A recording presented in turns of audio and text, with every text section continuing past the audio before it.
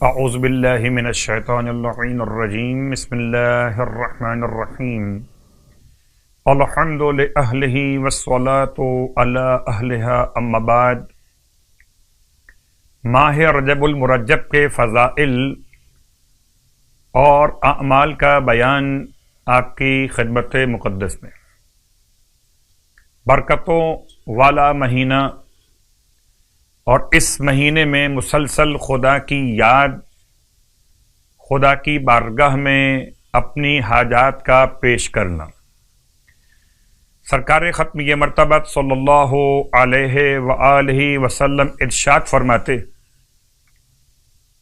کہ جو شخص ماہ رجب میں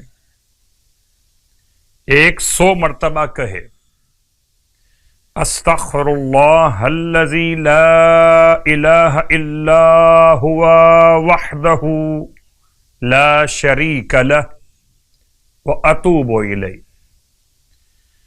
اور اس تلاوت کے بعد صدقہ دے تو پروردگار عالم اس پر اپنی تمام تر رحمت اور مغفرت کو نازل فرماتا ہے، اور جو اسے 400 مرتبہ تلاوت کرے تو خدا اسے 100 شہیدوں کا اجر عطا فرماتا ہے۔ یہ رجب کے اعمال مشترکہ کے اعتبار سے پیغام آپ کی خدمت مقدس میں، اور اب آج کی رات کی اہمیت اور آج کی رات کی نماز۔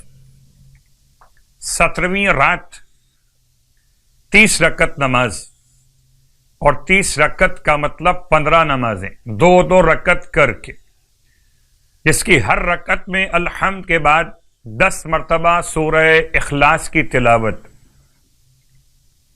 اس نماز کا ثواب بے شمار بیان کیا گیا، اور نماز پڑھنے والے کو آتش جہنم سے آزادی اور عذاب قبر سے نجات نصیب ہوگی انشاءاللہ عز و جل۔ 17ویں رات کی نماز کے بیان کے ساتھ 17 روزوں کا حوالہ۔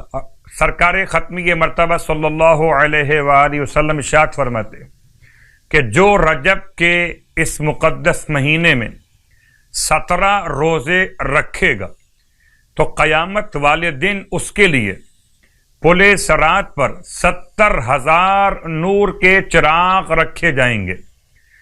70,000 نور کے چراغ، یہاں تک کہ وہ ان چراغوں کی روشنی میں پل صراط سے گزرتا ہوا جنت میں داخل ہو جائے گا، اور فرشتے مرحبا اور سلام کے ورد کے ساتھ اس کا استقبال کریں گے، خوشا نصیب عمل کرنے والوں کے لیے۔